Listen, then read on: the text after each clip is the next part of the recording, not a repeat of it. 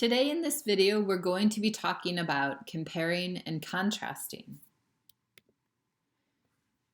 In this lesson, we're first going to learn what the comparison paragraph is. Then we're going to learn how we can begin brainstorming and gathering our pre-writing ideas before we start writing the paragraph.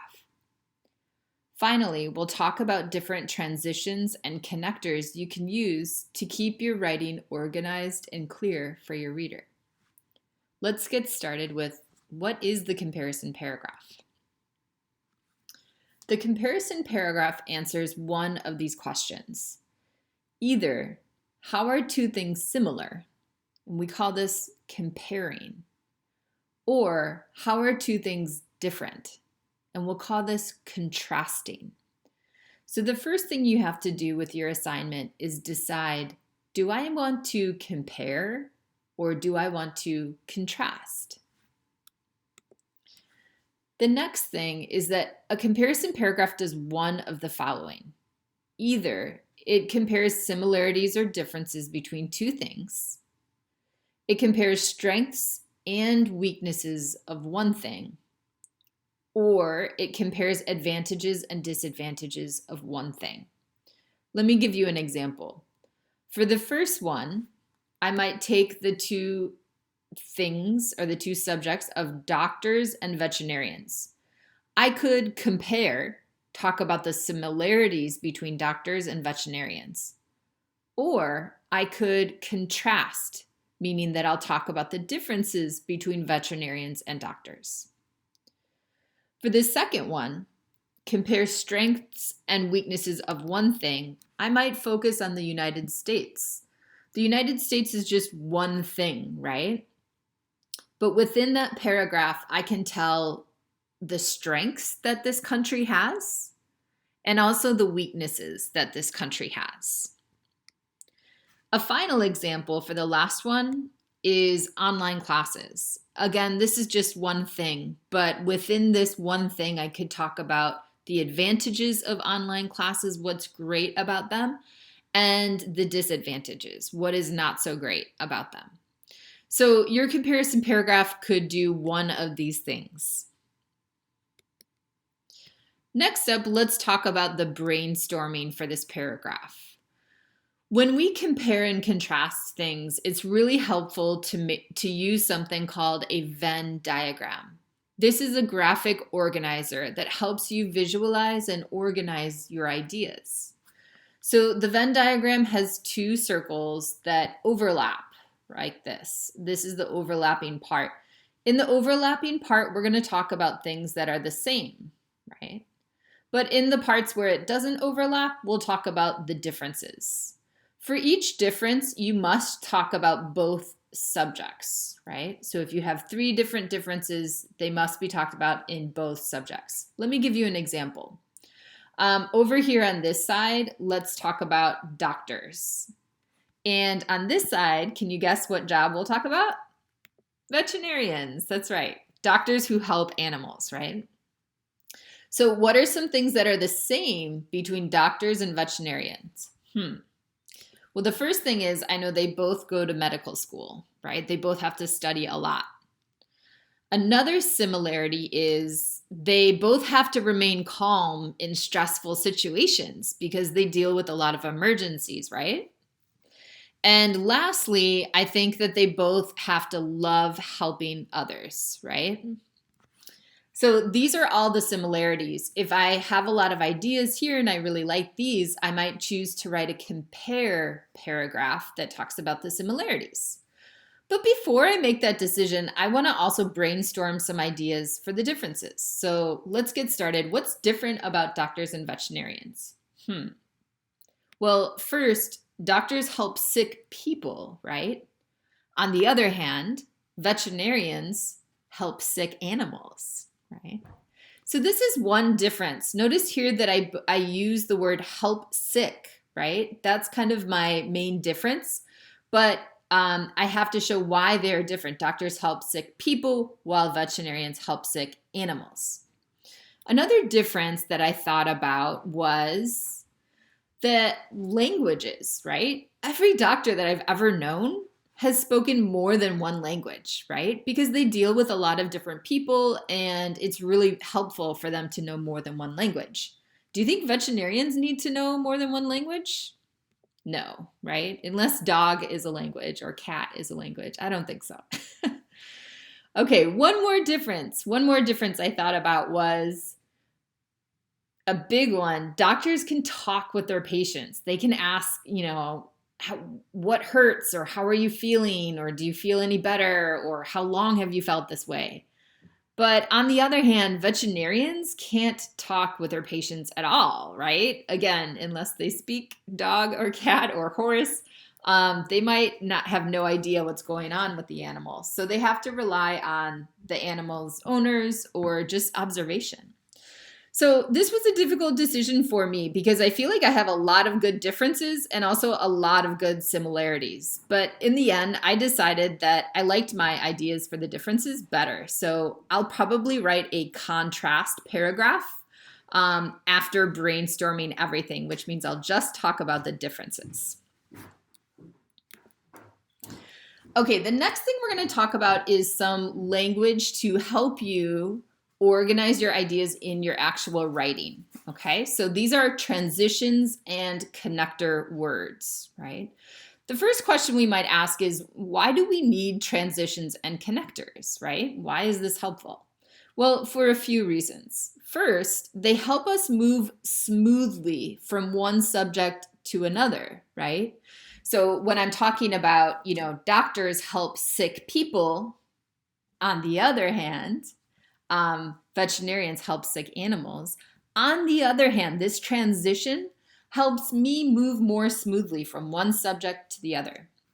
This also helps the reader follow our ideas better, right? When we use transitions and we use connectors, it's more clear to the reader that either we're showing a difference or we're showing a similarity. Okay, let's give an example here. My brother is very tall. My sister is quite short, right? Notice here we have two simple sentences, but there's no transition and there's no connector that tells me the relationship between these two sentences. Are we talking about a difference? Are we talking about a similarity? You're leaving it up to the reader to understand, right? But we need to make it more clear for the reader. We can do this by adding this transition. Whoops. My brother is very tall. In contrast, my sister is quite short. So as soon as the reader sees this word, in contrast, the reader immediately knows, oh, that's a transition that shows differences. So these two sentences are different from each other. Let's talk about some other transitions for comparing. Remember that comparing is talking about similarities, right? So when we're going between sentences, we can use things like similarly and likewise. They always come at the beginning of a sentence, but they come between one sentence and another, okay? So it comes at the beginning, but between two sentences. For example, I really like outdoor activities like hiking and bird watching. Likewise, my sister loves to go running, but only outside. So why are these two ideas similar, right? Well, we both like outdoor activities. I like outdoor hiking and my sister likes outdoor running. We could also use similarly the same way, just replace it here. Notice it starts the beginning of a sentence with a capital and it's followed by a comma. Here are some other connecting words. These go within a sentence, so not at the beginning, but in the middle of a sentence. The same is followed by a noun and then as. As is followed by either an adjective or an adverb, and then as well. Both will put the first subject here and the second subject here. Both my sister and I like being outdoors. And then and you already know how to use, but we can emphasize by adding to, comma, and to at the end. Let's look at some examples. My sister has the same blue eyes as our mother. What are the two subjects we're comparing?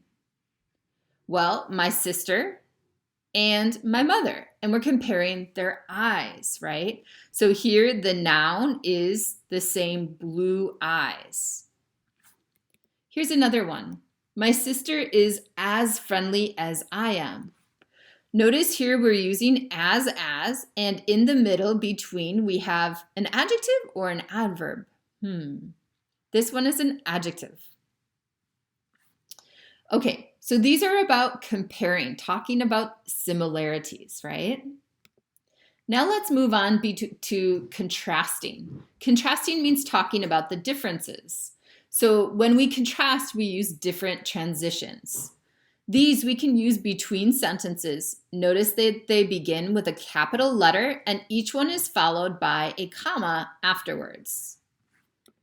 Conversely, however, on the other hand, and in contrast, all have the same meaning and they show the reader, hey, I'm going to talk about a difference now. For example, doctors help sick people get better. Conversely, veterinarians help sick animals. This is the example that we did in the Venn diagram.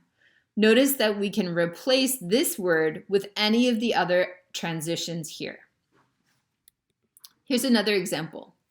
People didn't fly much 100 years ago. In contrast, people fly quite often nowadays. Again, the transition of contrast comes at the beginning of the second sentence, and we're contrasting two different things. People 100 years ago and people nowadays and how much they fly. Okay, our last one is transitions of contrast within a sentence, right? So we already know some fanboys like but, right? And we know how to use them with the subject and verb on each side. Although, whereas, and while, when we talk about complex sentences, these are each part of a complex sentence. And finally, unlike is followed by a noun and then a comma after the noun before we put a subject and a verb, right? Let's look at some examples. Doctors treat people, but veterinarians treat animals, right? Here we're contrasting doctors and veterinarians and who they treat. Here's another example. Unlike 100 years ago, many women work outside of the home today. Here we're contrasting women 100 years ago and women today. All right, students, so I hope that helped you understand a little bit more about the comparison paragraph and how we can compare and contrast. Let's review what we learned in this lesson. First, in your paragraph, you can either compare, talk about the similarities, or contrast, which means talk about the differences. The second point we learned is that we can brainstorm for this paragraph with a Venn diagram. Remember, all we have to do is draw two big circles that overlap. In the middle are the similarities, and on either side of the other circles are the differences. Finally, we talked about transitions and connectors, and we learned a lot of ones for comparison and a lot of ones for contrast that can help us show the relationships between ideas. And this is going to help it make it easier for our reader to understand and follow our paragraph. Thank you for watching, students, and I will see you soon.